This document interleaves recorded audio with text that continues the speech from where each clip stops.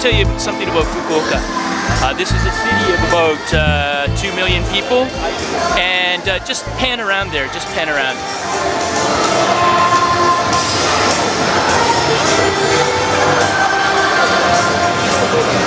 Look, they even have Prada over there, and Gucci over there.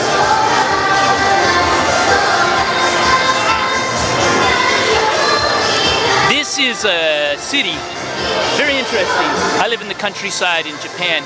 This is a city that adheres to the image. You can see that. Everybody's been sort of formatted, you know? And so I live in the sort of countryside, and there isn't this degree of sophistication. We live in this secular world, and people say, well, you know, religion, we're going to sort of, you know, put religion in its place. Well, I ask you, my friends, is religion really dead? Look, over there, we have Cartier. All these other sort of religions and systems to format the individual. And here we have a very refined city with people that have religion. Not traditional religion, but they have other religions of Prada, Cartier, and other systems of control. What do you think?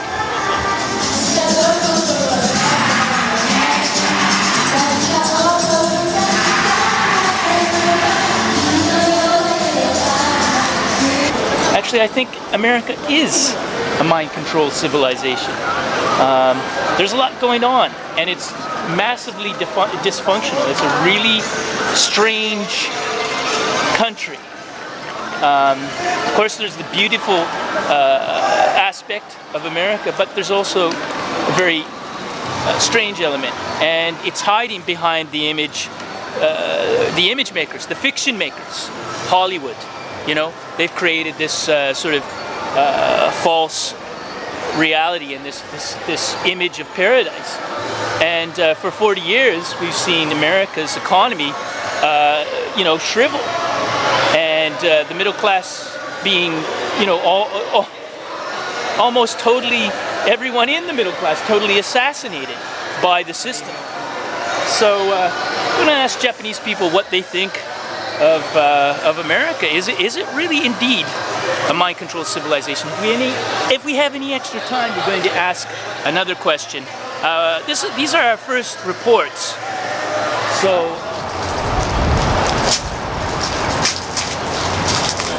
So we talked to this guy, and Japanese guy, and he said, you know, America isn't a mind-control country, and I said, well, you know, Kita-chosen is a mind-control country, and he said, well, yeah, but that's not the type of word we associate with the United States, and so he had his various rationalizations for why it's not a mind-control country, and you know, he says, look, you can still live a life there, but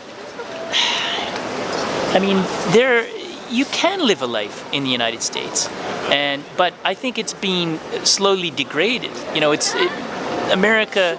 You know, it didn't fall overnight. But if it's a death by 1,000, you know, paper cuts, you know, it's still a death, and it's a sort of hidden death because it happens slowly. So anyways, I wasted about 20 minutes talking with him.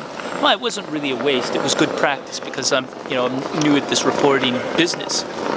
But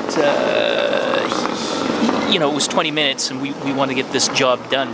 We want to interview a lot of people. And so I spent 20 minutes talking to this guy off camera about, you know, why America is a mind control country.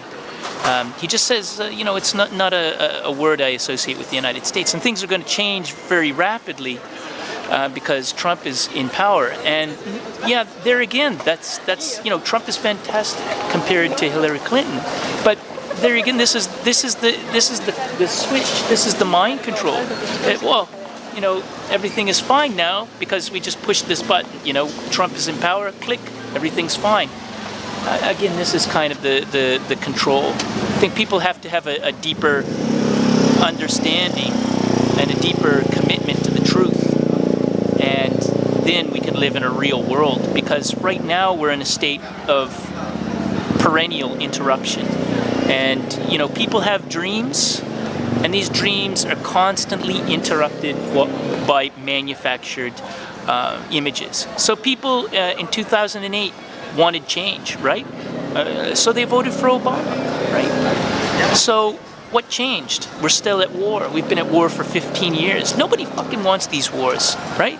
So that's the interruption. That's the manipulation of the consciousness. Well, people want something, so this information or this image is interrupted, and then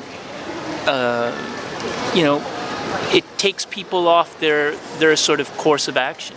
And again, Trump is good, but it could be a mechanism to put the people back to sleep. So maybe he is anti-establishment, but his image can be used to sort of stifle dissent, and many people their lack of trust in the system can be quashed, and they can be sort of pacified because this good image has been introduced.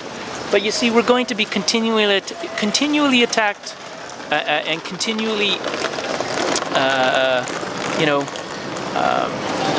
attacked, and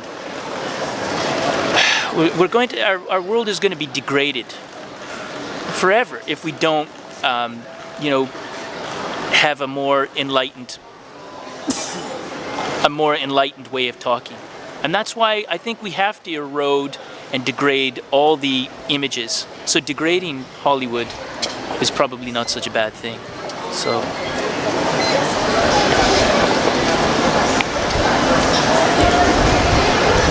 dude, this is where we should go sometime.